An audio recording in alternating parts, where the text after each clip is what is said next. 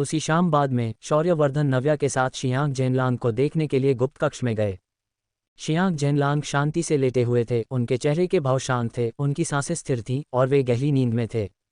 Frost soul ने उनकी अच्छी तरह से रक्षा की थी। कम से कम फिलहाल नव्या को शियांग जेनलांग के जीवन को खतरे में होने की चिंता करने की आवश्यकता नहीं थी। नव्या ने उलझता रेशम के लिए एक मारक तैयार करने के वास्ते शियांग जेनलांग का थोड़ा सा खून लिया। फिर उसने गुप्त कक्ष में कुछ देर शियांग जेनलांग से बात की और उसके बाद शौर्यवर्धन के साथ वहां से निकल गई। गुप्त कक्ष से बाहर निकलने और राजकुमार की हवेली के पिछवाड़े में लौटने के बाद नव्या ने धूप सेन की। उसकी मानसिक स्थिति काफी बदल चुकी थी। उसने अपना भारी लबादा उतार दिया और एक दासी ने तुरंत आगे बढ़कर उसे ले लिया। गुप्त कक्ष बहुत ठंडा था और शौर्यवर्धन को डर था कि उसे ठंड लग जाएगी, इसलिए उन्होंने विशेष रूप से उसे पहनने के लिए वह भारी लबादा दिया था ताकि उसे फिर से ठंड न लग जाए। वैसे राजकुमार, आज कौन सा दिन है? नव्या को अचानक ये सवाल याद आया। वह पहले अपनी चेतना खो बैठी थी और राजकुमार की हवेली में उठी थी, लेकिन वह नहीं जानती थी कि बाहर क्या हो रहा है। तीसरे महीने का तीसरा दिन, शौर्यवर्धन ने उत्तर दिया। तीसरे महीने का तीसरा दिन आ भी गया। नव्या स्पष्ट रूप से बहुत हैरान थी। शियांग जेनलांग के साथ दुर्घटना तीसरे महीने के पहले दिन हुई थी, इसलिए वह युद्ध राजकुमार की हवेली में 2 दिनों से रह रही थी। तुम 2 दिनों से बेहोश थी, शौर्यवर्धन ने कहा। वह भी 2 दिनों तक उसके पास ही रहे थे, एक पल के लिए भी उसका साथ नहीं छोड़ा था। मुझे जल्द ही वापस जाना होगा, नव्या ने धीरे से कहा। वह और उसके पिता 2 दिनों से शियांग परिवार में वापस नहीं गए थे और शियांग परिवार में शायद अब तक पूरी तरह से कोहराम मच गया होगा।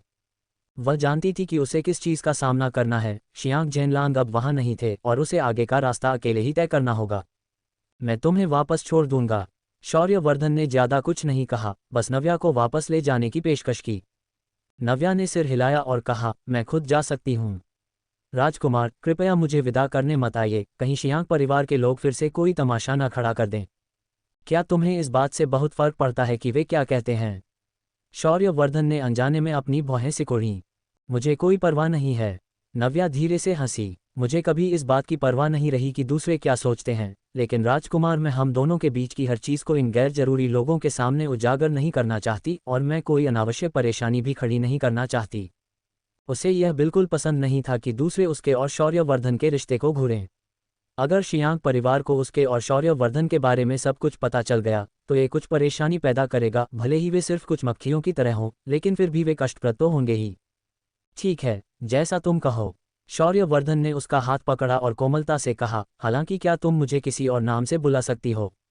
बदलूं मतलब मैं आपको कैसे बुलाऊं? नव्या ने उलझन में पूछा। बिल्कुल, क्या तुम मुझे हमेशा राजकुमार कहकर ही बुलाना चाहती हो? शौर्यवर्धन काफी उदास लग रहे थे। तो आपका मतलब है मैं आपको आपके नाम से पुकारूं? शौर्यवर्धन, नव्या ने जबरदस्ती मुस्कुराते हुए कहा। पूरा नाम? क्या तुम्हें ये परायापन नहीं लगता? शौर्यवर्धन और भी ज्यादा उदास हो गए। भला मुझे ये पराया कैसे लग सकता है? मुझे तो ये ठीक लगता है। शौर्यवर्धन उसे मना नहीं पाए, इसलिए वह केवल लाचारी से मुस्कुरा सके। खैर, अगर वह इसमें खुश है तो उसे ऐसे ही रहने दें। हवा का एक झोंका आया और जल्दी खिले आड़ू के फूलों ने अपनी पंखुड़ियां बिखेर दी, जिनमें से एक नव्या के बालों पर आकर गिर गई। हिलना मत। शौर्यवर्धन ने उसे सहारा देने के लिए अपना हाथ बढ़ाया और आड़ू की पंखुड़ी को उतारने के लिए धीरे से अपना हाथ आगे किया। नव्या ने अपना सिर नीचे कर लिया। उसके गाल लाल हो गए थे, जो मार्च में खिलने वाले आड़ू के फूलों से भी ज्यादा खूबसूरत लग रहे थे। उसका आधा चेहरा ही किसी पूरे शहर को मोह लेने के लिए काफी था। उसने फड़फड़ाती पंखुड़ियों को पकड़ने के लिए अपना हाथ बढ़ाया, कुछ उसकी उंगलियों के बीच से फिसल गईं और अपने पीछे एक धीमी धीमी खुशबू छोड़ गईं। धूप बहुत गर्म और कोमल थी, बिल्कुल उस वक्त उसके दिल की तरह। जब दिल में प्यार हो तो गर्माहट स्वाभाविक रूप से आ ही जाती है। आड़ू के फूल खिल रहे हैं, फूलों का मौसम आ गया है। सूर्यास्त से पहले नव्या हवेली से निकल गई। शौर्यवर्धन उसे दरवाजे तक छोड़ने आए और नव्या को क्यूईयू के साथ जाते हुए देखते रहे। उनकी आंखों में उसे जाने देने की अनिच्छा साफ झलक रही थी। फैंग लिंग और शुयंग शौर्यवर्धन के दोनों ओर खड़े थे और उनके साथ नव्या और क्यूईयू को दूर जाते हुए देख रहे थे। फैंग लिंग शौर्यवर्धन की ओर मुड़ी और बोली, राजकुमार, नव्या वापस चली गई है। आपको भी जाकर आराम करना चाहिए। जब से नव्या यहाँ आई है आप 2 दिनों से सोए नहीं हैं। हाँ राजकुमार, कृपया नव्या जी के बारे में निश्चिंत रहें। मैं उन पर कड़ी नज़र रखूंगा और जरा सी भी कोई दुर्घटना नहीं होने दूंगा, शुयंग ने शौर्यवर्धन को आश्वस्त करते हुए कहा। शौर्यवर्धन ने शुयंग की तरफ देखा और केवल इतना पूछा, क्या तुमने पता लगाया कि अंशय को किसने बचाया था? शुयंग के चेहरे के भाव कठोर हो गए और उसने सिर हिलाते हुए कहा, मैंने जांच की है और दूसरे पक्ष ने कोई सुराग नहीं छोड़ा है। अगर क्यूईयू भी उसके सामने नहीं टिक पाया तो इसका मतलब है कि दुश्मन उस्तादों का भी उस्ताद था। जाओ और गोंगज्यू पर नजर रखो, शौर्यवर्धन ने कहा और फिर मुड़कर चले गए। शुयंग उलझन में लग रहा था। शौर्यवर्धन के जाने के बाद वह फैंगलिंग की ओर मुड़ा और पूछा, मालिक के कहने का क्या मतलब है? चौथे मास्टर गोंग, क्या ऐसा हो सकता है कि चौथे मास्टर गोंग ने अंशय को बचाया हो? फैंगलिंग ने कंधे उचकाते हुए कहा, मुझे कैसे पता होगा? लेकिन चौथे मास्टर गोंग ने हमेशा हमारे राजकुमार के प्रति गहरी दुर्भावना रखी है। यह असंभव नहीं है कि वह अंशय को बचाए। चौथे मास्टर गोंग हमारे राजकुमार को पसंद नहीं करते। आखिरकार वे दोनों ही समान रूप से बदकिस्मत हैं। इससे पहले कि शुयंग अपनी बात पूरी कर पाता, फैंगलिंग ने उसे घूर कर देखा। अगर तुम इसी तरह बकवास करते रहे तो राजकुमार तुम्हारी जीभ काट देंगे। फैंगलिंग ने अपनी नाक से कुड़ी, मुड़ी और वहां से चली गई। शुयंग पूरी तरह से निर्दोष लग रहा था। आखिर उसने ऐसा क्या किया था कि उसे ये सब सुनना पड़ा? नव्या और क्यूईयू एक साथ शियांग निवास की ओर चल दिए। नव्या बहुत धीरे धीरे चल रही थी। इस दौरान क्यूईयू ने कई बार कुछ बोलने की कोशिश की, लेकिन वह हिचकिचाया और कुछ नहीं कहा। तुम जो कहना चाहते हो कहो, नव्या ने अपनी बाहें सिकुड़ते हुए क्यूईयू से कहा। वह जानती थी कि क्यूईयू के मन में कई सवाल होंगे जो वह पूछना चाहता होगा, और अगर वह सचमुच जानना चाहता था तो उसे सब कुछ ईमानदारी से बताने में कोई हर्ज नहीं था। कुमारी और गू चिकित्सा संप्रदाय के बीच क्या रिश्ता है? क्यूईयू बस यही जानना चाहता था। ये घटना इतनी अचानक हुई थी कि उसे इतने विस्तृत सवाल पूछने का समय ही नहीं मिला। हालांकि पुनर्जीवन तकनीक गू चिकित्सा संप्रदाय की एक गुप्त कला है और गू चिकित्सा संप्रदाय के शिष्यों के अलावा किसी और को इसके बारे में पता होना असंभव है। सालों पहले उसने उस व्यक्ति को देखा था जिसने पुनर्जीवन तकनीक का प्रदर्शन किया था।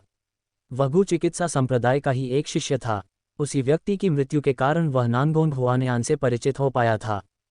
तुम्हें क्या लगता है? नव्या ने जवाब देने के बजाय उल्टा सवाल पूछा। क्यूईयू ने भारी आवाज में कहा, कुमारी, आप मुझे हमेशा किसी की याद दिलाती हैं। ओह, किसकी? राजकुमारी बेइयाओ की, नानगोंग हुआनयान। हाँ, क्या हो अगर मैं कहूँ कि मैं ही वह हूँ? क्या तुम मुझ पर विश्वास करोगे? नव्या ने अपना सिर घुमाकर क्यूईयू की ओर देखा और धीमी आवाज में पूछा। क्यूईयू पहले तो सन्न रह गया, उसकी आंखें अविश्वास से भर गईं, लेकिन फिर उसने सिर हिलाया और कहा, मैं आप पर विश्वास करता हूँ। तुम विश्वास करते हो तो यही मेरा जवाब है, नव्या ने कोमलता से कहा। हालांकि यह अविश्वसनीय है, मुझे लगता है तुम्हारे दिल में तुमने अपना फैसला पहले ही कर लिया है। क्यूईयू ने अपनी बाहें सिकुड़ीं। वह स्वाभाविक रूप से नव्या का मतलब समझ गया था। ये ठीक इसलिए था क्योंकि नव्या ही नानगोंग हुआनयान थी, इसीलिए वह उनकी पहली मुलाकात में ही उसके अतीत को स्पष्ट रूप से जान सकी थी। इतने सारे उतार चढ़ाव के बाद उसने कभी उम्मीद नहीं की थी कि उनका पुनर्मिलन इस तरह से होगा। आखिर हुआ क्या था? क्यूईयू ने पूछा। आप कैसे? ये बहुत आसान है, मुझे मुरोंगचू और नानगोंग जियान ने मार डाला था। जब मैं दोबारा जागी तो मैं नव्या बन चुकी थी। नव्या ने सहजता से कहा, दरअसल यह कोई बड़ी बात नहीं है। लेकिन तुम मेरे पिता के अंगरक्षक कैसे बन गए? मालिक मेरे उपकारी हैं, क्यूईयू ने धीमी आवाज में कहा। उस वक्त मेरे माता पिता की दर्दनाक मौत हो गई थी और यह आप ही थी जिन्होंने उनके शवों को संभाला और उनका अंतिम संस्कार किया था। जीवन और मृत्यु के द्वार को छोड़ने के बाद मुझे आपका एहसान याद आया और मैंने अपनी मर्जी से आपको ढूंढ निकाला और आपके एहसान को चुकाने के लिए आपकी रक्षा करने का फैसला किया। नव्या ने सिर हिलाया, मैं समझ गई। इस आपदा में आपकी रक्षा न कर पाना मेरी गलती है, क्यूईयू ने गहरे अपराधबोध के साथ कहा। अब से मैं आपको अपना मास्टर मानूंगा और आपके हर आदेश का पालन करूंगा। क्यूईयू के ये शब्द नव्या के प्रति उसकी निष्ठा की घोषणा थे। शियांग जेनलांग के बिना भी वह नव्या के फैसलों का पालन करने को तैयार था, खासकर इसलिए क्योंकि नव्या उसकी पुरानी परिचित थी। अगर तब आपकी मदद न होती तो मैं इतनी आसानी से जीवन और मृत्यु के द्वार से बच नहीं पाता। क्यूईयू ने गहरी भावनाओं के साथ अतीत को याद किया। नव्या ने अपनी बाहें सिकोड़ीं। उस साल की घटनाएं अभी भी उसके दिमाग में ताज़ा थीं। क्यूईयू की मदद करने की उसकी क्षमता पूरी तरह से एक इत्तेफाक थी। कुमारी, नव्या और क्यूईयू चल ही रहे थे कि उन्हें लतिका की आवाज़ सुनाई दी। लतिका उनके सामने खड़ी थी और ये देखकर कि वे दोनों सुरक्षित और स्वस्थ हैं, उसने आखिरकार राहत की सांस ली। लतिका, नव्या और क्यूईयू उसकी ओर चल पड़े। लतिका जल्दी से उनके पास आए और नव्या से बोली, कुमारी, आप आखिरकार वापस आ गईं। नव्या ने सिर हिलाया और कहा, हम वापस आ गए हैं। क्या हवेली में सब ठीक है? ये तो बहुत बुरा है। लतिका ने अपना सिर हिलाया, उसकी बाहें गुस्से से सिकुड़ गई थीं। मैं नहीं जानती कि कौन ये अफवाहें फैला रहा है। ये कह रहा है कि मालिक मर चुके हैं और बड़ी मालकिन तथा बाकी लोगों ने वास्तव में इस पर विश्वास भी कर लिया। इस वक्त हवेली में मालिक का अंतिम संस्कार किया जा रहा है। अंतिम संस्कार। नव्या का चेहरा गुस्से से काला पड़ गया। शियांग जेनलांग अभी मरे भी नहीं हैं और हर कोई उनके लिए पहले ही अंतिम संस्कार कर रहा है। ये कुछ ज्यादा ही हो रहा है। लतिका ने बार बार सिर हिलाया और कहा, इन पिछले 2 दिनों से ललिता और मैं हर जगह कुमारी के ठिकाने के बारे में पूछताछ कर रही थीं। हमें आज ही पता चला कि कुमारी युद्ध राजकुमार की हवेली में है, इसलिए हम आपको ढूंढने के लिए आ गईं। क्या सम्राट का शाही फरमान आ गया है? क्या मैडम यान वापस आ गई है? नव्या ने पूछा। शाही फरमान आ गया है और मैडम यान भी वापस आ चुकी हैं। लतिका ने सिर हिलाया। इसीलिए मैडम यान ने कहा कि मालिक मर चुके हैं। बड़ी मालकिन ने इस पर विश्वास कर लिया और बाकी सभी ने भी मान लिया। ठीक है, मैं समझ गई। अब हम वापस चलते हैं। उसका शुरुआती गुस्सा शांत होने के बाद नव्या धीरे धीरे शांत हो गई। लतिका ने बार बार सिर हिलाया। वह और ललिता 2 दिनों से बेचैन थीं। नव्या के न होने पर उनके पास भरोसा करने के लिए कोई नहीं था और वे हवेली में सिर्फ नज़र रख सकती थीं, लेकिन वे कुछ कर नहीं सकती थीं। इस अनुभव के बाद लतिका को ऐसा महसूस हुआ कि उसकी युवा मालकिन बदल चुकी हैं। पहले उनके भीतर जो उतावलापन और आक्रामकता झलकती थी, वह पूरी तरह से गायब हो गई थी। नव्या शांत बनी रही। शियांग परिवार चाहे जितना भी हंगामा कर ले, उसके लिए इसका कोई मतलब नहीं था। वह उन सबको इसकी भारी कीमत चुकाने पर मजबूर कर देगी। जब नव्या शियांग निवास के दरवाजे पर पहुंची तो उसने प्रवेश द्वार पर 2 बड़े सफ़ेद लालटेन टंगे हुए देखे और दोनों तरफ सफ़ेद कपड़े भी लटकाए गए थे। नव्या तेजी से दरवाजे की ओर बढ़ी। दरवाजे पर पहरा दे रहे रक्षक उसे देखकर सन्न रह गए, फिर उसके सामने घुटनों के बल बैठ गए। उनकी आंखों से आंसू बह निकले और वे बोले, नौवीं कुमारी, आप आखिरकार वापस आ गईं। नौवीं कुमारी, मालिक तो। चुप रहो, नव्या ने ठंडे स्वर में बात काट दी। मेरे पिता जीवित और बिल्कुल ठीक हैं, कौन इस तरह से उन्हें बद्दुआ दे रहा है? हाँ, रक्षक नव्या की डांट से पूरी तरह चकरा गया और उसे समझ नहीं आया कि उसने क्या गलती कर दी थी। मिनिस्टर शियांग की मौत की खबर पूरे तियानिक्सिन शहर में फैल चुकी है। नौवीं कुमारी का आखिर इस बात से क्या मतलब है? क्या अंतिम संस्कार करने में कुछ भी गलत है?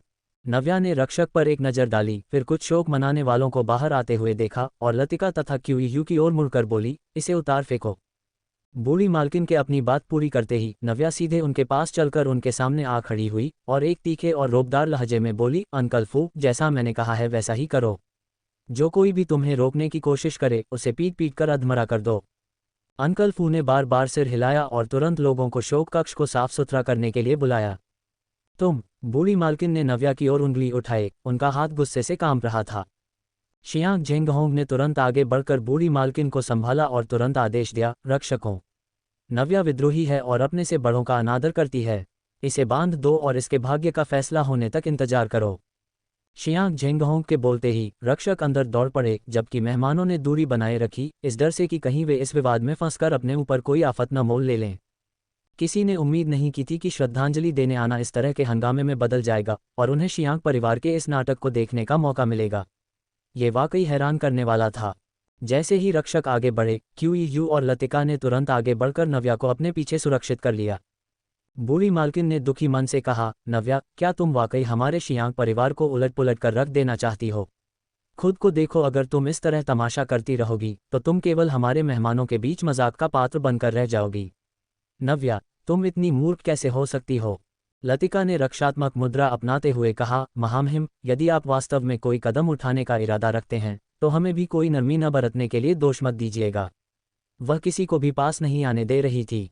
ये देखकर कि लतिका जैसी एक मामूली दासी भी इतनी अकड़ दिखा रही है, शियांग जेंगहोंग और अधिक गुस्से में आ गया और बोला, चलो इन सबको गिरफ्तार कर लो। जैसे ही शियांग जेंगहोंग ने कहा, उसने निर्दोष लोगों को नुकसान से बचाने के लिए बूढ़ी मालकिन को शोक कक्ष से बाहर ले जाने में मदद की।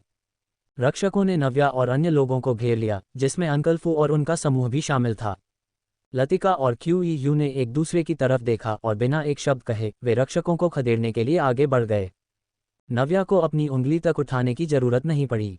वह शोक कक्ष से बाहर निकली और एक एक कदम बढ़ाते हुए शियांग जेंगहोंग और अन्य लोगों के पास पहुंच गई। किसी भी रक्षक को उसके करीब आने का मौका नहीं मिला। वह इन कमजोर रक्षकों को बिल्कुल भी गंभीरता से नहीं ले रही थी। शियांग जियाओ ने आगे बढ़कर कहा, नव्या, ज्यादा इतराओ मत। अगर तुम एक कदम और आगे बढ़ी तो मुझे बुरा मानने के लिए दोष मत देना। बुरा मानोगी? मैं देखती हूँ, तुम कोशिश क्यों नहीं करती? नव्या, तुम इतनी मूर्ख कैसे हो सकती हो? शियांग जेंगहोंग ने आगे बढ़कर कहा, नव्या, ज्यादा इतराओ मत। अगर तुम एक कदम और आगे बढ़ी तो मुझे बुरा मानने के लिए दोष मत देना। बुरा मानोगी? मैं देखती हूँ, तुम कोशिश क्यों नहीं करती? नव्या ने अपनी एक भरिकुटी उठाई, उसकी आंखें ठंडक से भरी थीं और उसके कदम रुके नहीं, उसका हर एक कदम एक अनोखी आभा बिखेर रहा था। बूढ़ी मालकिन और अन्य लोग अनजाने में ही कुछ कदम पीछे हट गए। भले ही वे इसे स्वीकार नहीं करना चाहते थे, लेकिन उन्हें मानना ही पड़ा कि इस वक्त नव्या वाकई बहुत खूंखार लग रही थी। शोक कक्ष चीख पुकार से भर गया था। ये सारी आवाज़ें उन रक्षकों की थीं जिन्हें पीटा जा रहा था। शियांग झेंगहोंग मन ही मन सन्न रह गया।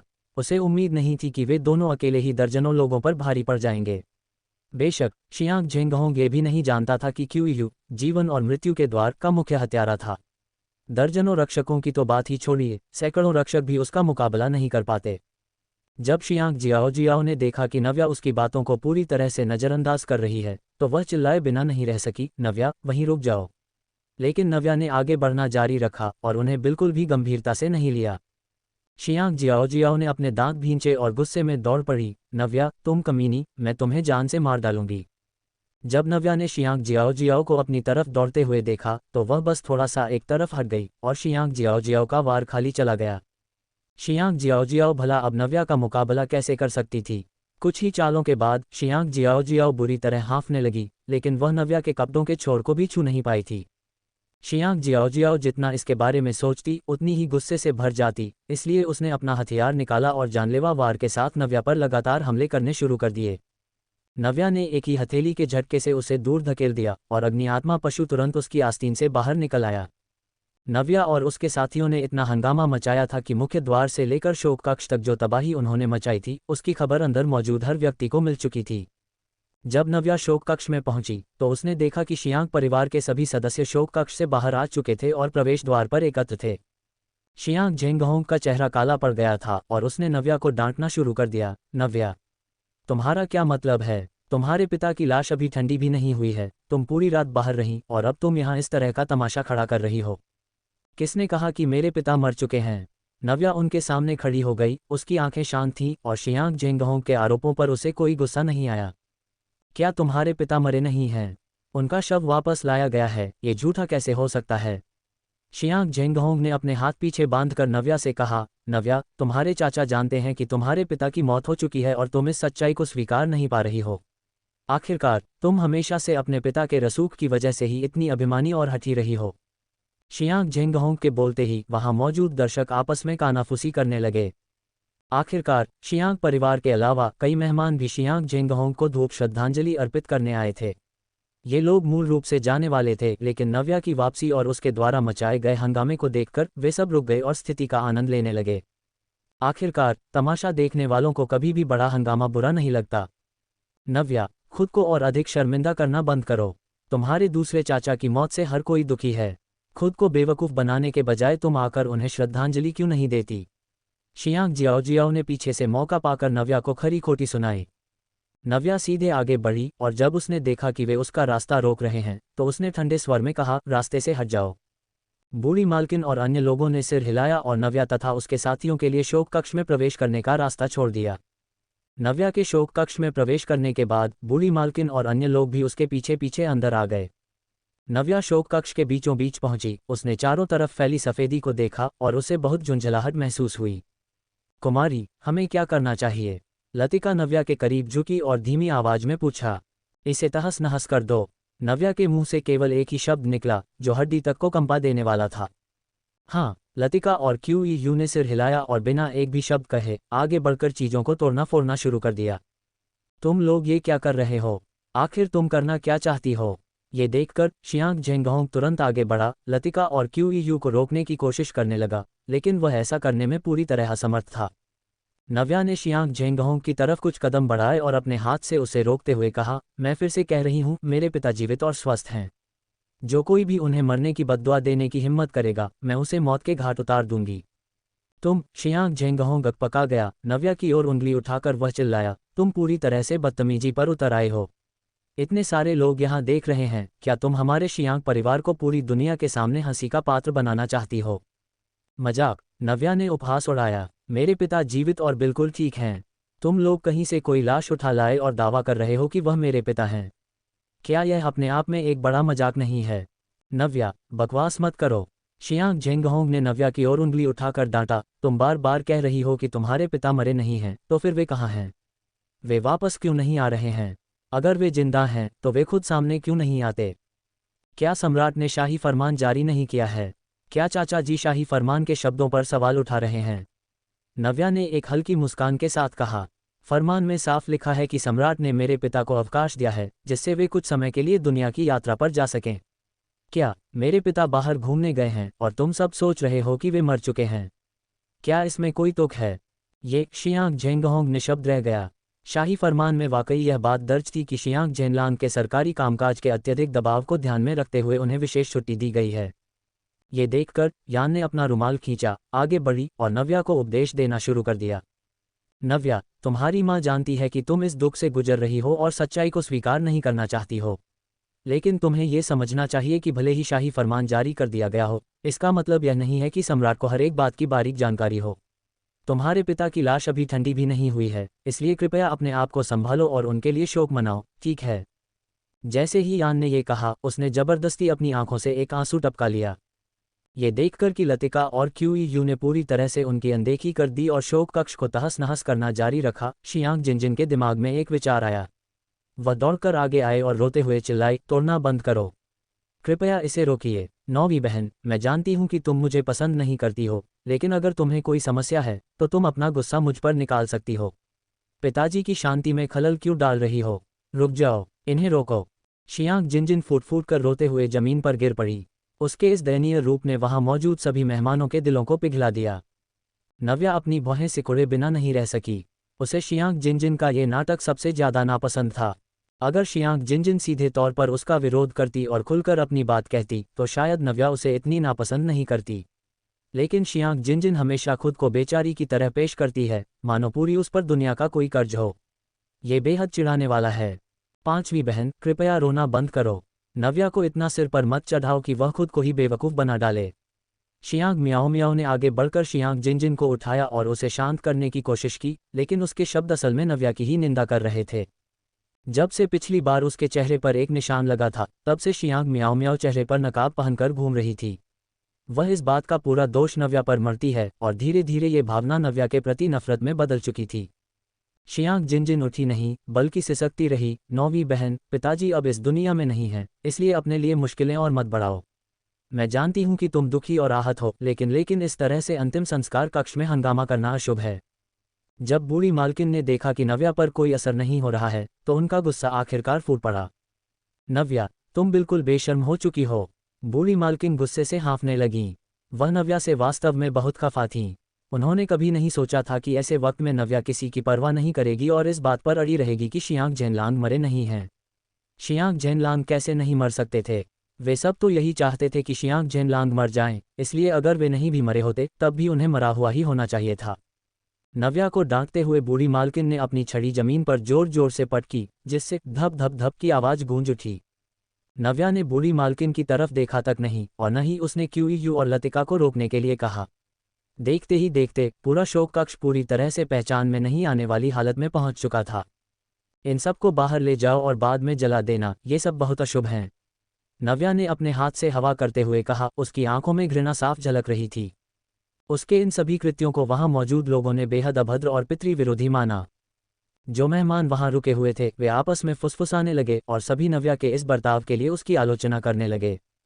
ये देखकर कि नव्या ने पूरी तरह से उसकी अनदेखी कर दी है, बूढ़ी मालकिन और अधिक गुस्से में आ गईं और अपनी छड़ी पटकने लगीं। नव्या, तुम बड़ों का कोई सम्मान नहीं करती हो। तुम्हारे पिता के साथ एक भयानक दुर्घटना हुई है और उनकी बेटी होने के नाते तुम उनके अंतिम संस्कार की तैयारी नहीं कर रही हो। ये पूरी तरह से अनैतिक और अभद्र है। अभी के अभी रुक जाओ, वरना मैं तुम्हें शियांग परिवार से बाहर निकाल दूंगी और शियांग परिवार के वंशीय रजिस्टर से तुम्हारा नाम हमेशा के लिए हटा दूंगी। बूढ़ी मालकिन पवित्र आक्रोश से भर गईं और जैसे जैसे वह बोलती गईं, उनका गुस्सा और बढ़ता गया। कृपया आगे बढ़िए। नव्या के होंठों पर एक ठंडी सी मुस्कान तैर गई। ये देखकर कि क्यूईयू और लतिका ने लगभग सब कुछ तोड़ फोड़ दिया था, वह पास ही खड़े बटलर की ओर मुड़ी और बोली, अंकल फू, किसी को भेजकर इस जगह की सफाई करवाओ। इस लाश को, जिसकी पहचान अज्ञात है, कायदे से दफना दिया जाए। जी हाँ कुमारी। बटलर फू ने कभी इस बात पर विश्वास नहीं किया था कि शियांग जेनलांग मर चुके हैं, लेकिन नव्या के इन शब्दों को सुनते ही उसने तुरंत और पूरी दृढ़ता से उसका समर्थन किया। ये सुनकर बूढ़ी मालकिन गुस्से से कांप उठी। किसकी इतनी हिम्मत है?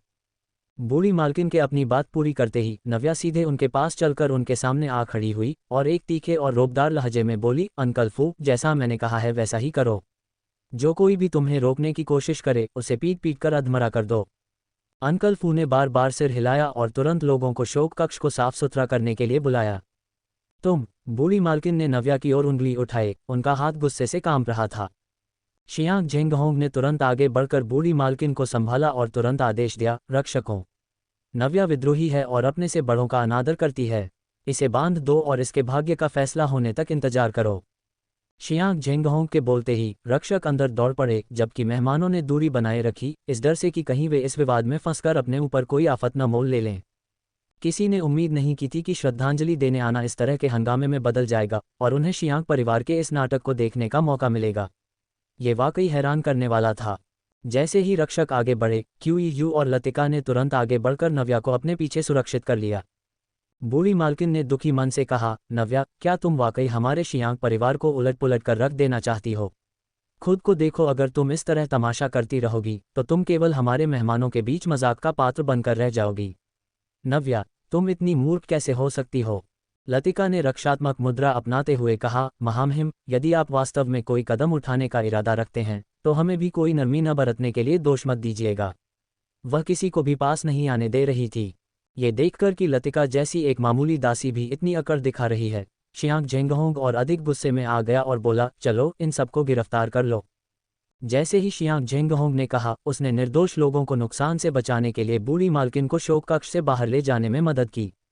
रक्षकों ने नव्या और अन्य लोगों को घेर लिया, जिसमें अंकल फू और उनका समूह भी शामिल था। लतिका और क्यूयू ने एक दूसरे की तरफ देखा और बिना एक शब्द कहे वे रक्षकों को खदेड़ने के लिए आगे बढ़ गए। नव्या को अपनी उंगली तक उठाने की जरूरत नहीं पड़ी। वह शोक कक्ष से बाहर निकली और एक एक कदम बढ़ाते हुए शियांग झेंगहोंग और अन्य लोगों के पास पहुंच गई। किसी भी रक्षक को उसके करीब आने का मौका नहीं मिला। वह इन कमजोर रक्षकों को बिल्कुल भी गंभीरता से नहीं ले रही थी। शियांग जियाओ ने आगे बढ़कर कहा, नव्या, ज्यादा इतराओ मत। अगर तुम एक कदम और आगे बढ़ी तो मुझे बुरा मानने के लिए दोष मत देना। बुरा मानोगी, मैं देखती हूँ, तुम कोशिश क्यों नहीं करती। नव्या ने अपनी एक भरिकुटी उठाई, उसकी आंखें ठंडक से भरी थीं और उसके कदम रुके नहीं, उसका हर एक कदम एक अनोखी आभा बिखेर रहा था। बूढ़ी मालकिन और अन्य लोग अनजाने में ही कुछ कदम पीछे हट गए। भले ही वे इसे स्वीकार नहीं करना चाहते थे, लेकिन उन्हें मानना ही पड़ा कि इस वक्त नव्या वाकई बहुत खूंखार लग रही थी।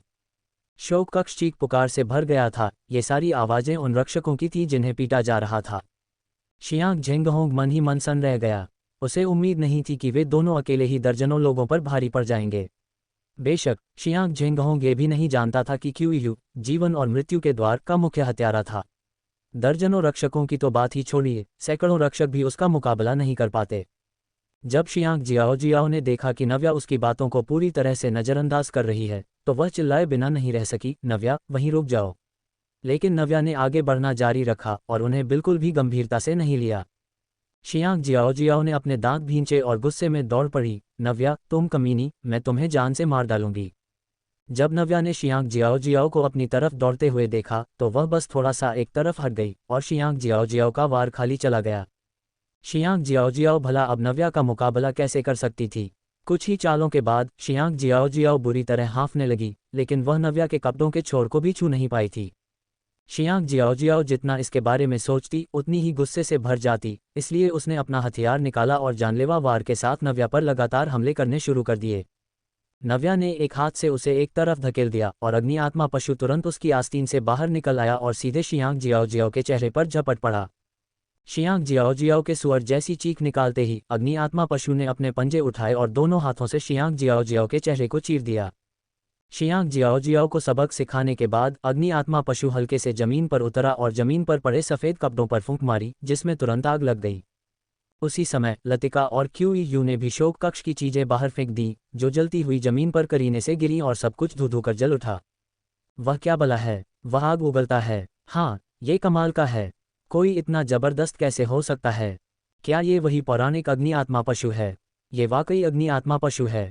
मैंने अपने पूर्वजों के रिकॉर्ड में इसके बारे में पढ़ा था, ये वही है। कुमारी 9 सचमुच अद्भुत हैं। उनके पास वास्तव में एक अग्नि आत्मा पशु है। अग्नि आत्मा पशु के प्रकट होने पर वहां मौजूद सभी मेहमान उत्साह से बातें करने लगे।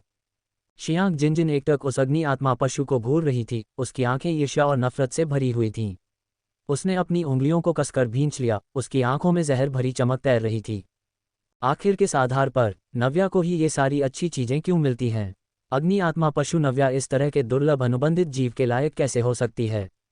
एक पल के लिए शियांग जिनजिन का दिल नफरत से भर गया।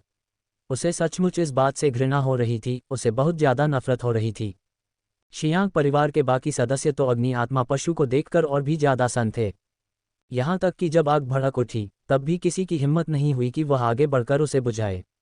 वे लाचार होकर देखते रहे कि शोक कक्ष से बाहर फेंकी गई हर एक चीज राख में तब्दील हो रही थी और किसी की भी कुछ भी बोलने की हिम्मत नहीं हुई। शियांग जेंगहोंग के अपने स्वार्थी कारण थे। जब उसने अग्नि आत्मा पशु को देखा तो उसकी आंखें स्वाभाविक रूप से लालच से चमक उठीं। अगर वह इस आत्मा पशु का आंतरिक कोर हासिल कर लेता तो उसकी साधना निश्चित रूप से बहुत तेजी से बढ़ती। उस समय उसे नव्या से डरने की कोई जरूरत नहीं रह जाती। ठीक है नव्या, अब इस तरह हंगामा करने का कोई फायदा नहीं है। हम सिर्फ दुनिया के सामने हंसी का पात्र बनेंगे। हमारा शियांग परिवार इस तरह का तमाशा कैसे खड़ा कर सकता है? शियांग जेंगहोंग ने मन ही मन सोचा और फिर शांति स्थापित करने के लिए नव्या से मिन्नत करने हेतु आगे बढ़ा। शियांग जियाओ विरोध करते हुए चिल्लाई, पापा, आपका क्या मतलब है? आप उसे माफ करना चाहते हैं? जरा देखिए उसने मेरे चेहरे का क्या हाल किया है, आप उसे कैसे माफ कर सकते हैं? शियांग जियाओ घायल हो गई थी और शुरू में छिपकर एक तरफ बैठ गई थी, लेकिन जैसे ही उसने शियांग जेनलांग के इरादे के बारे में सुना कि वह नव्या को जाने देना चाहते हैं, वह तुरंत रोते हुए और अपने चेहरे को छिपाते हुए दौड़कर वहां आ गई। जब उसने अपने हाथ हटाए तो उसके दोनों गालों पर खून के कई गहरे निशान थे जो एक डरावना नजारा पेश कर रहे थे। जब मैडम शियाओ ने यह देखा तो उनका दिल टूट गया। उन्होंने शियांग जियाओ को अपने पास खींचा और कहा, मुझे देखने दो, तुम्हारा चेहरा इतना बुरी तरह कैसे जख्मी हो गया? माँ, शियांग जियाओ ने शियाओ को गले लगा लिया और खुद को असहाय महसूस करते हुए फफक कर रो पड़ी। ये सब देखकर शियांग जेंगहोंग का दिल भी पसीज गया, लेकिन अग्नि आत्मा पशु के बारे में सोचते ही उसने अपने आंसू रोक लिए। जियाओ को यहाँ से ले जाओ, हमें तुरंत इसके चेहरे के लिए किसी वैद्य को दिखाना होगा। शियांग जेंगहोंग ने शियांग जियाओ के इलाज का बहाना बनाकर जल्दी से शियाओ को उसे वहां से ले जाने के लिए कह दिया। नहीं, मैं नीचे नहीं जाना चाहती। शियांग जियाओ ने जल्दी से अपना सिर हिलाया, इस डर से कि उसके जाने के बाद नव्या एक बार फिर सुरक्षित बच जाएगी। दर्द भरे लहजे में मैडम शियाओ ने उसे ढांढस बंधाया, जियाओ पहले जाकर अपने घावों की जांच करवाओ। क्या तुम चाहती हो कि तुम्हारा चेहरा हमेशा के लिए बदसूरत हो जाए? ये सुनते ही शियांग जियाओ तुरंत आज्ञाकारी बन गई। नव्या, तुम बस इंतजार करो, अगर मेरा चेहरा ठीक नहीं हुआ तो मैं तुम्हें कभी माफ नहीं करूंगी। शियांग जियाओ ने गुस्से में कहा, लेकिन उसके बाद वह चुपचाप मैडम शियाओ के पीछे पीछे चली गई। आखिरकार रूप रंग हर किसी के लिए बहुत महत्वपूर्ण होता है। नव्या ने शियांग जियाओ को बिल्कुल भी गंभीरता से नहीं लिया। भले ही शियांग जियाओ का चेहरा बिगड़ जाता तो भी यह उसकी अपनी ही करनी का फल था, वह इसी लायक थी। ये देखकर कि मैडम शियाओ शियांग जियाओ को लेकर चली गई हैं, शियांग जेंगहोंग नव्या की तरफ मुड़ा और बोला, नव्या, अब बस करो। तुम्हारे चाचाजी की तरफ से समझो कि आज कुछ नहीं हुआ और अब कोई तमाशा मत खड़ा करो। तमाशा? नव्या ने उपहास उड़ाया, क्या तुम लोग मेरे लिए तमाशा कर रहे हो? तुम लोग ही हो जो पूरी तरह से बदतमीजी पर उतरे हुए हो। मेरे पिताजी पूरी तरह से ठीक हैं, तुम लोग कैसा अंतिम संस्कार कर रहे हो? क्या तुम लोग मेरे पिता को बद्दुआ देना चाहते हो? तुम बार बार रट लगा रही हो कि वे मरे नहीं हैं, तुम्हारे पास इसका क्या सबूत है? मैडम यान अब और चुप नहीं रह सकी और उन्होंने नव्या से जवाब तलब किया। नव्या, मैं जानती हूं कि तुम इस सदमे से दुखी हो, लेकिन तुम्हें सच्चाई का सामना करना ही होगा। तुम्हारे पिता मर चुके हैं। हाँ, इसे तब तक जलाते रहो जब तक कि यह पूरी तरह से राख ना हो जाए। नव्या ने अपनी आंखें सिकुड़ी, एक तरफ हट गई और लतिका तथा क्यूयू को अपना काम जारी रखने का इशारा किया। उद्धरण चिन्ह, यह क्या हुआ? हालात इतने बिग कैसे गए? जैसे ही दोनों पक्षों के बीच तीखी बहस चल रही थी, तभी दूसरी तरफ से किसी की आवाज गूंजी। ये सेवक द्वितीय राजकुमार और महामहिम महारानी को प्रणाम करता है। यह अचानक गूंजती आवाज शियांग जेंगहोंग के लिए किसी जीवन रक्षक तिनके जैसी थी, जो तुरंत खड़े हो गए और आए हुए मेहमानों के आगे झुककर अभिवादन करने लगे। ये देखकर शियांग परिवार के सदस्यों और मेहमानों ने भी सिर झुकाकर उनका स्वागत किया। नव्या ने आवाज की दिशा में देखा और पाया कि द्वितीय राजकुमार बेलीची और द्वितीय राजकुमारी शियांग शानशान अपने कुछ अंगरक्षकों के साथ उनकी ओर बढ़ रहे थे। शियांग शानशान शियांग परिवार की सबसे बड़ी बेटी है, जो शियांग जेंगहोंग और शियाओ के घर जन्मी है। वह पिछले कई सालों से द्वितीय राजकुमार से विवाहित है और शियांग शानशान को शियांग परिवार का गौरव माना जा सकता है।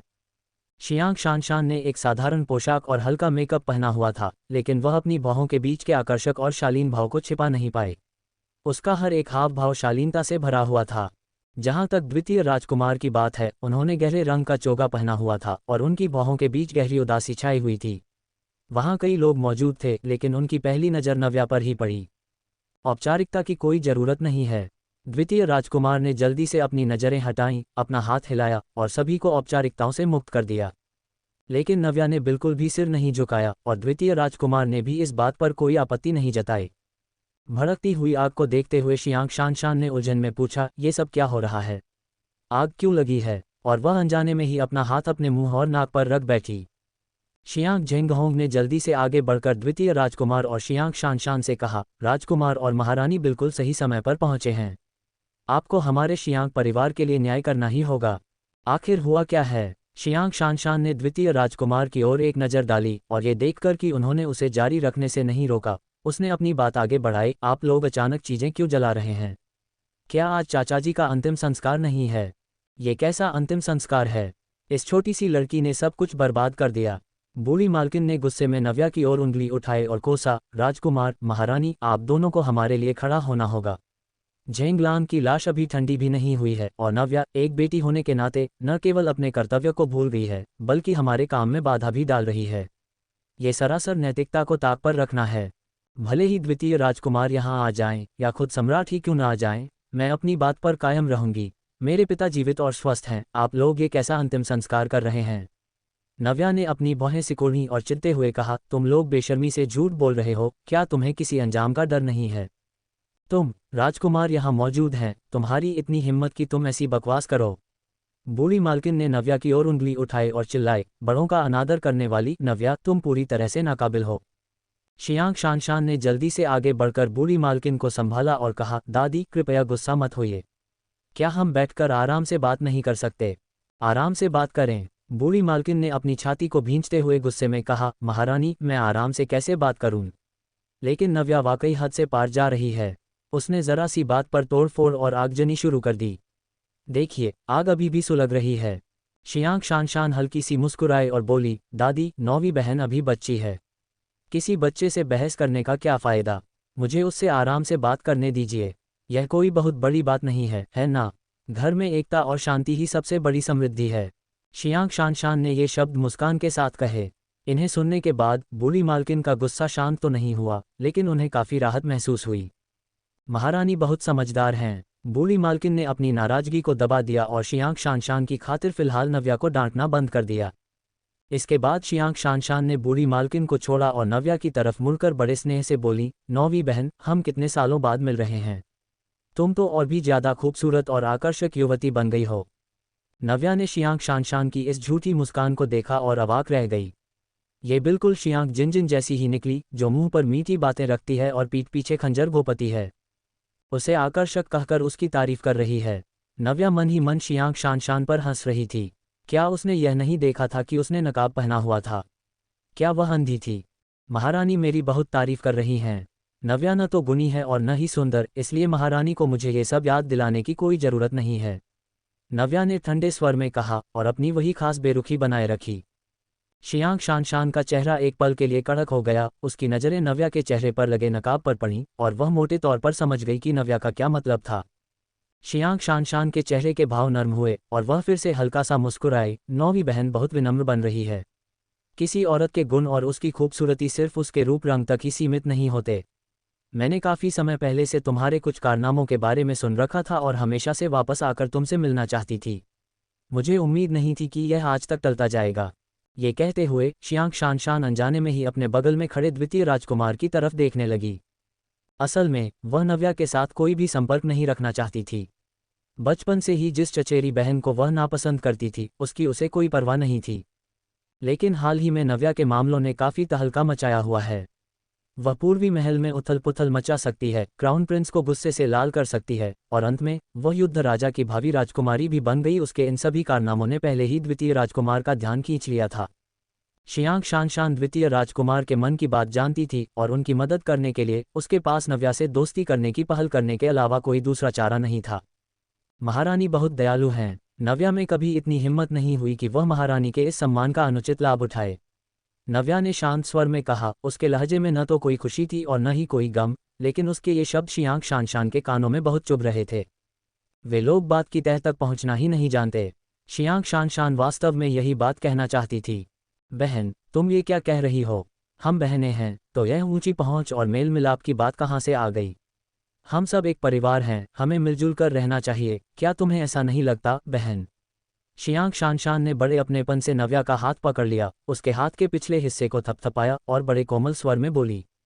ये देखकर कि वह अपने अभिनय में कितनी मेहनत कर रही है, नव्या ने फैसला किया कि वह उसका पर्दाफाश नहीं करेगी। महारानी सही कह रही हैं। तो महारानी के अनुसार आज के इस मामले को कैसे सुलझाया जाना चाहिए? नव्या ने शियांग शानशान की ओर देखकर एक कृत्रिम मुस्कान के साथ पूछा। उसने तो सब कुछ तहस नहस करके जला डाला है, अब शियांग परिवार उसका क्या बिगाड़ सकता है? खुद शियांग शानशान भी शायद इस मामले में लाचार महसूस कर रही होगी। शियांग शानशान इस सवाल पर अटक गई।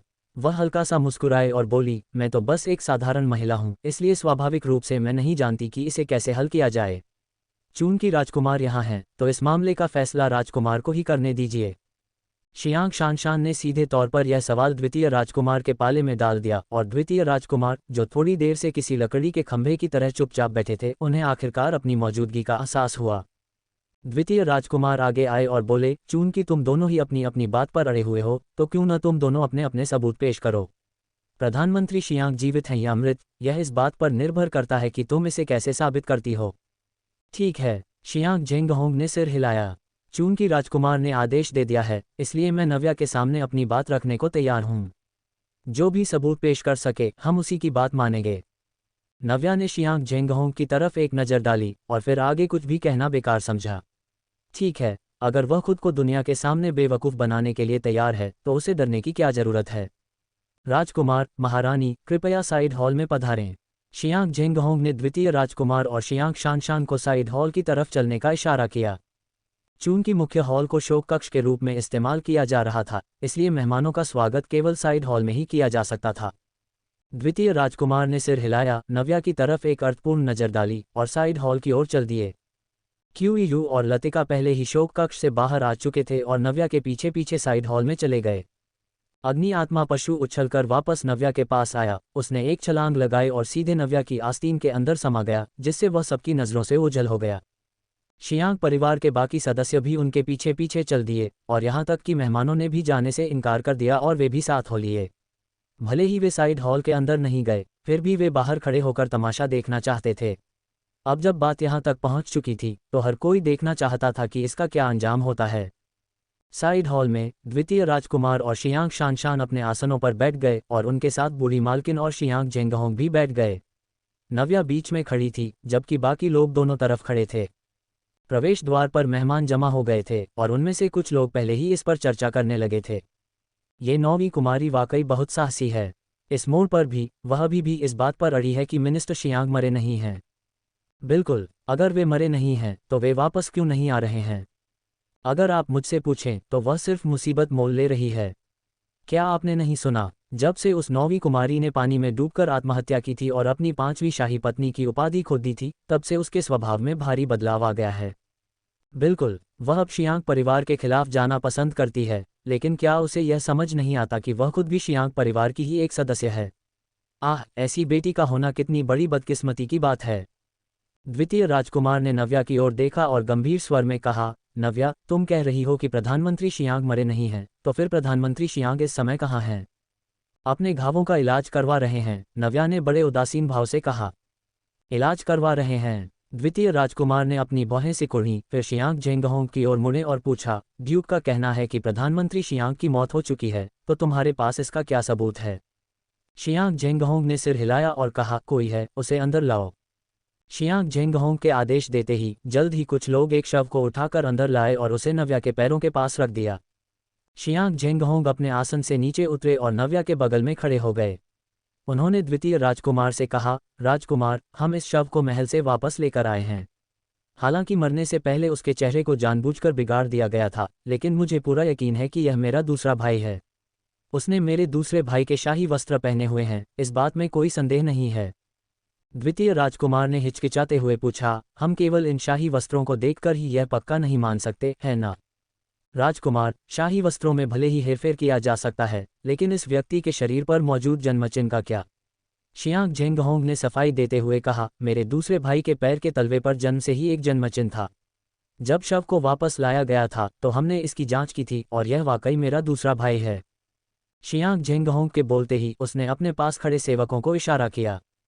सेवक आगे आए, उन्होंने शव को ढंकने वाले सफ़ेद कपड़े को थोड़ा सा हटाया, शव के जूते और मोजे उतार दिए और पैरों के तलवों को नग्न कर दिया।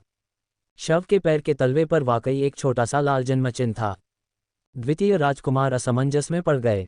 उन्होंने नव्या की ओर देखा और शांत स्वर में कहा, नौवीं कुमारी, ऐसा नहीं है कि मैं आपकी मदद नहीं करना चाहता, लेकिन आप मौजूदा स्थिति खुद देख सकती हैं। यदि आप ये साबित करने के लिए कोई बेहतर सबूत नहीं ला सकती हैं कि प्रधानमंत्री शियांग जीवित हैं, तो यह मामला अब आगे नहीं बढ़ाया जा सकता। द्वितीय राजकुमार की बात सुनते ही शियांग जेंगहोंग ने जलती हुई आग में घी डालते हुए कहा, राजकुमार बहुत समझदार हैं। इस विनम्र सेवक ने पहले भी नव्या को इसी तरह आगाह किया था, लेकिन इसने न केवल मेरी बात नहीं सुनी, बल्कि इसने उल्टे हमला कर दिया। राजकुमार अच्छी तरह जानते होंगे कि इसने हर कदम पर इस मामले को कितना बिगाड़ दिया है। द्वितीय राजकुमार ने पूछा, नव्या, तुम्हें इस पर गहराई से सोचना चाहिए। क्या तुम इस नतीजे को स्वीकार करना चाहती हो या कोई नया सबूत पेश करना चाहती हो? द्वितीय राजकुमार के शब्द बहुत विनम्र लग रहे थे, फिर भी उनके लहजे में बिना गुस्सा किए एक शासी अधिकार झलकता था।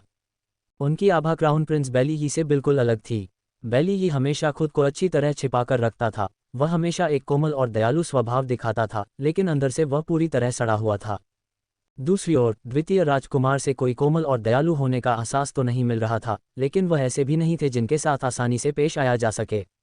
पहली नज़र में वह ऐसे व्यक्ति प्रतीत होते थे जो कठिनाइयों को सहने में माहिर हो। हाँ, नौवीं बहन, तुम्हें इस बात पर बहुत सावधानी से सोचना चाहिए कि तुम अपनी बात को सच साबित करने के लिए क्या सबूत पेश कर सकती हो। शियांग शानशान ने द्वितीय राजकुमार की बात का समर्थन करते हुए नव्या को याद दिलाया। नव्या ने शियांग जेंगहोंग की ओर रुख किया और पूछा, ड्यूक साहब, क्या आप मुझे बता सकते हैं कि आपको ये शव किसने दिया था? शियांग जेंगहोंग ने अपनी भौहें सिकुड़ी और सोचने लगा कि नव्या के इस सवाल का क्या जवाब दिया जाए। शियांग जेंगहोंग ने अभी अभी कहा था कि यह शव महल से मिला था। नव्या ये सुनना चाहती थी कि महल में ऐसा कौन था जो शियांग जेनलांग के शव की नकल करके शियांग परिवार को बेवकूफ़ बना सकता है।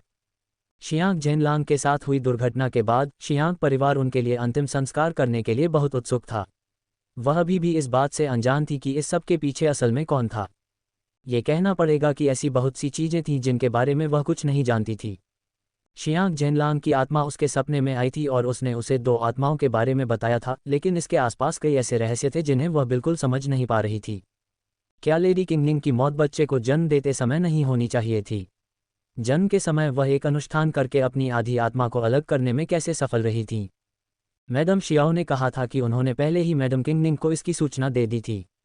तार्किक रूप से कहें तो मैडम किंगनिंग को बूढ़ी मालकिन और मैडम यान द्वारा नुकसान नहीं पहुंचाया जाना चाहिए था, लेकिन फिर भी मैडम किंगनिंग की मौत हो गई।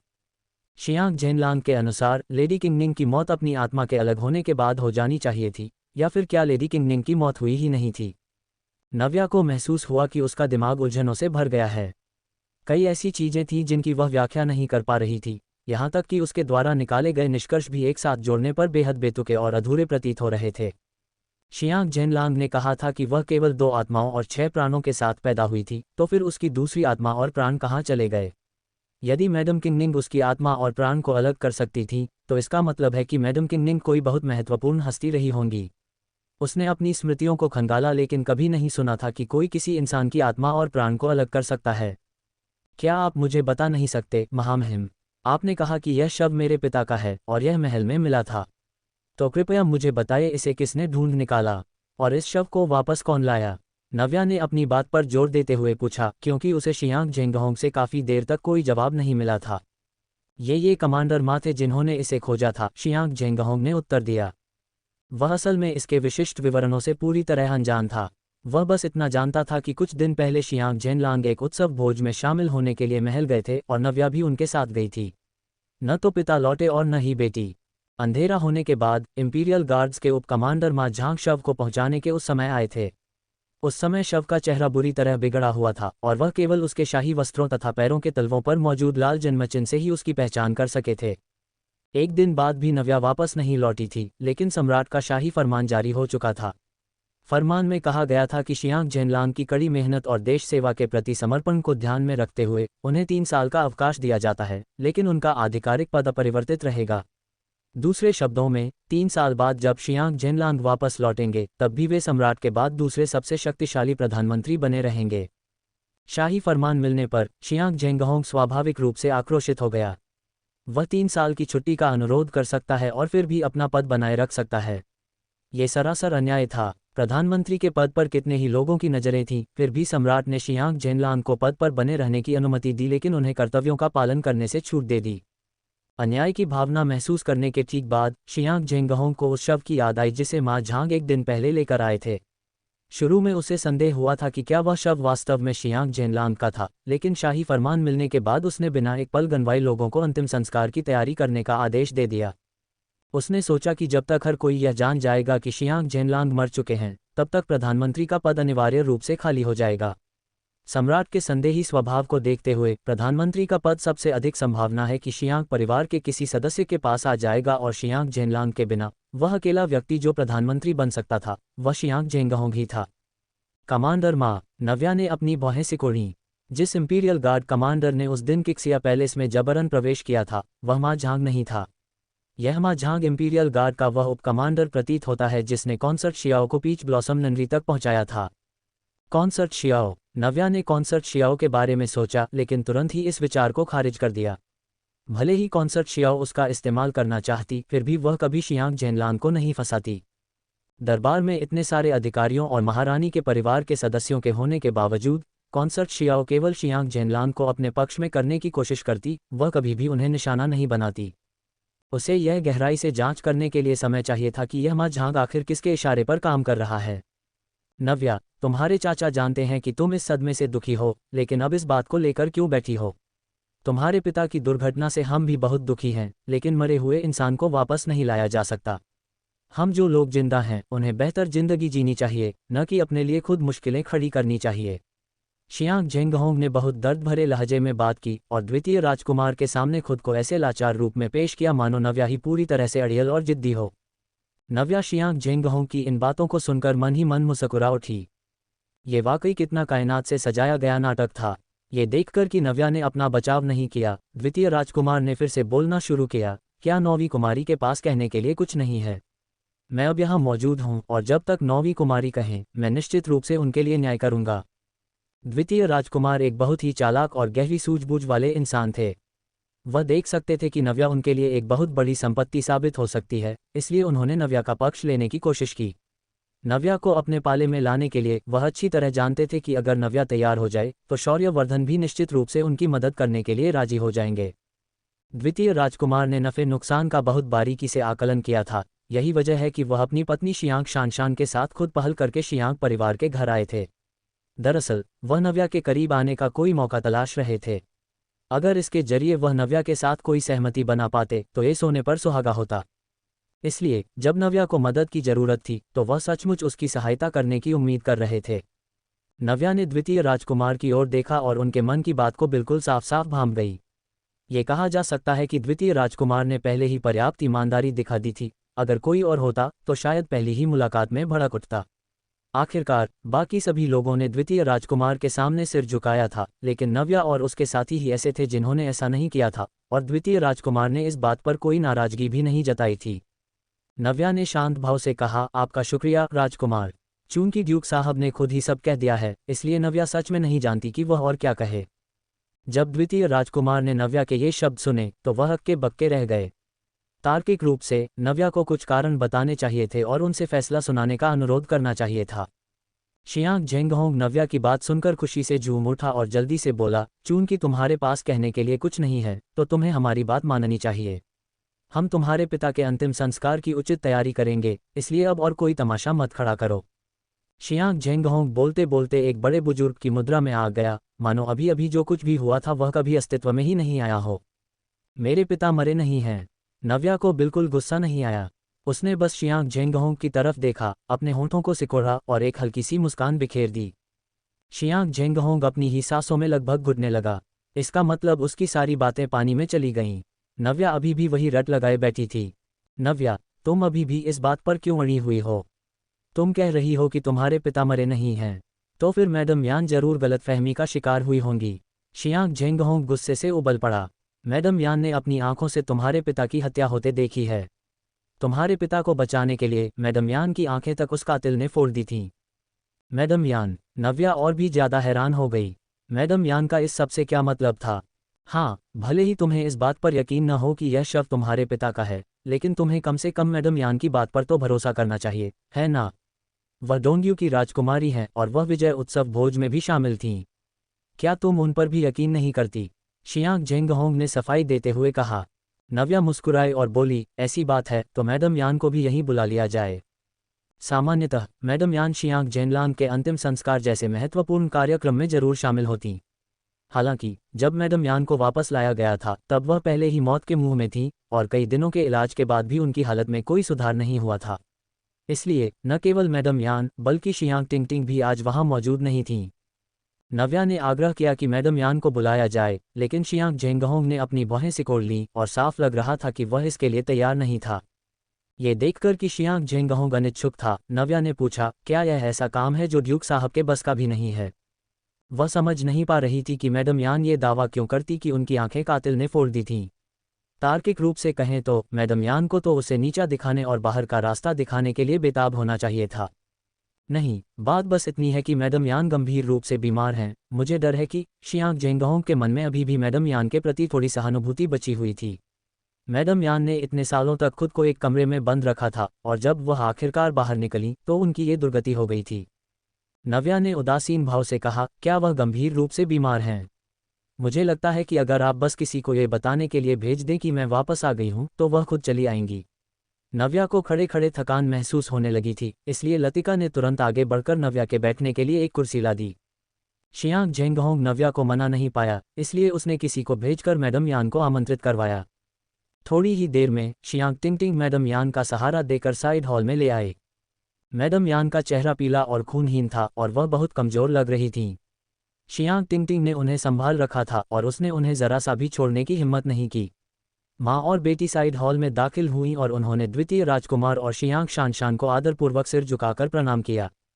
शियांग टिंगटिंग ने शियांग जेंगहोंग से पूछा, चाचा, क्या आपको मेरी माँ से कुछ काम है जिसके लिए आपने उन्हें यहाँ बुलाया है? सामान्यतः वह कभी भी शियांग जेंगहोंग से पहल करके बात नहीं करती थी। शियांग जेंगहोंग ने नव्या की तरफ इशारा करते हुए कहा, यह नव्या है जो तुम्हारी माँ से मिलना चाहती है। नौवीं बहन। शियांग टिंगटिंग ने नव्या की ओर देखा, उसकी आंखों में एक अजीब सी चमक थी। जब भी वह नव्या का सामना करती थी उसे हमेशा अपराधबोध महसूस होता था, लेकिन वह इसके बारे में कुछ नहीं कर सकती थी। नव्या ने शियांग टिंगटिंग की तरफ एक नज़र डाली और केवल इतना कहा, चौथी बहन, आज चाहे जो भी हो, मुझे उम्मीद है कि इससे तुम प्रभावित नहीं होगी। शियांग टिंगटिंग ने अपने होंठ भींचे, सिर हिलाया और बोली, ठीक है, मैं बीच में नहीं पड़ूंगी। इसके बाद नव्या खड़ी हुई और मैडम यान की तरफ देखते हुए बोली, मैडम यान, आपने कहा था कि आपने कातिल को देखा है, तो मुझे बताइए आखिर वह कातिल कौन है? मैडम यान ने अपना सिर झुका लिया, उनकी आंखों में एक ठंडी सी चमक तैर रही थी और उन्होंने कर्कश आवाज में कहा, इससे पहले कि वह मेरी आंखें फोड़ देती, मैं साफ तौर पर देख भी नहीं पाई थी। आपने साफ नहीं देखा? नव्या हंस पड़ी। अगर आपने साफ देखा ही नहीं था तो आपको कैसे पता चला कि मेरे पिता सचमुच मारे जा चुके हैं? मैडम यान एक पल के लिए निशब्द रह गईं, फिर उन्होंने एक गहरी सांस ली और बोली, मैंने तुम्हारे पिता के जमीन पर गिरने की आवाज़ सुनी थी। कौन जानता है कि जमीन पर लेटा हुआ इंसान कातिल था या मेरे पिता? नव्या और जोर से हंसने लगी। मैडम यान, मैं आपको सलाह देती हूँ कि जवाब देने से पहले अच्छी तरह सोच लें। मेरे पिता जीवित और स्वस्थ हैं। आप ऐसा कैसे कह सकती हैं कि आपने उन्हें कत्ल होते हुए देखा है? जीवित और स्वस्थ? मैडम यान बुदबुदाती हुई बोली, ऐसा कैसे हो सकता है? आपको मेरी बात पर यकीन नहीं है? तो फिर मैं आपको बताती हूँ, जब मैंने अपने पिता को ढूंढ निकाला तो वे घायल थे, लेकिन उनकी जान को कोई खतरा नहीं था। नव्या हल्की सी मुस्कुराए, मेरे पिता मारे नहीं गए थे, इसके विपरीत उन्होंने उस कातिल को मार गिराया। उन्हें डर था कि उस कातिल के कुछ साथी होंगे जो लगातार उनका पीछा करेंगे, इसलिए उन्होंने उस कातिल के शव को ही अपना रूप दे दिया। इसलिए नव्या थोड़ी देर के लिए रुकी, फिर जमीन पर पड़े शव की तरफ इशारा करते हुए बोली, और यह व्यक्ति वही कातिल था जिसे मेरे पिता को नुकसान पहुंचाने का आदेश दिया गया था। नव्या के इतना कहते ही वहां मौजूद हर एक व्यक्ति सन्न रह गया। नव्या, तुम्हारे पास क्या सबूत है? शियांग जेंगहोंग काफ़ी देर तक सन खड़ा रहा और आखिरकार उसने ये सवाल पूछा ही लिया। सबूत। सम्राट और इतने सारे इंपीरियल गार्ड्स इस बात की गवाही दे सकते हैं कि मैंने अपने पिता को किक्सिया पैलेस में ढूंढ निकाला था। चूंकि मेरे पिता घायल थे, इसलिए मैंने क्यूईयू से उन्हें अपने साथ ले जाने के लिए कहा। जहां तक उस कातिल की बात है जिसे मार गिराया गया था, उसे इंपीरियल गार्ड्स के कमांडर मा ने खोजा था। कमांडर मा सच्चाई से अनजान होने के कारण उस कातिल के शव को मेरे पिता समझकर शियांग परिवार के पास ले आए। नव्या ने अपनी कहानी को आगे बढ़ाते हुए कहा। मैडम यान भी नव्या की इस सफाई से पूरी तरह चकरा गई थी। शियांग जेंगहोंग अभी भी इस बात को मानने को तैयार नहीं था। यह असंभव है। मैडम यान गलत नहीं हो सकती।